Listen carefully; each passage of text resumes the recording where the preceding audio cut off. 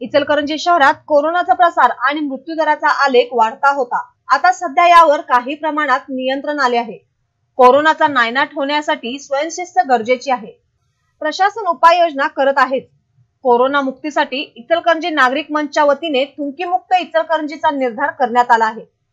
Shivakumar मुर्तुले sir यांच्या संकल्पनेतून इचलकरंजी नागरिक मंचच्या कार्यकर्त्यांनी आज थुंकीमुक्त इचलकरंजीसाठी कॉम्रेड के.एल. मलाबादे चौक व महात्मा गांधी पुतळा परिसरात थुंकीमुक्त इचलकरंजीसाठी जनजागृती करण्यात आली। पोस्टर व घोषणांद्वारे नागरिकांचे प्रबोधन करण्यात आले। इचलकरंजी नागरिक मंचच्या द्वारे पुढाकार घेऊन सुरुवात झालेल्या या उपक्रमाची कठोर अंमलबजावणी प्रशासनाने करावी, तसेच थुंकणाऱ्यांवर कठोर कारवाई करावी अशी मागणी इचलकरंजी नागरिक मंच तर्फे करण्यात आली आहे। या उपक्रमात इचलकरंजी नागरिक मंचचे अमित बियानी, अभिजित पटवा, राजू पारिक, संजय निंबाळकर आदींसह नागरिक मंचचे कार्यकर्ते उपस्थित होते।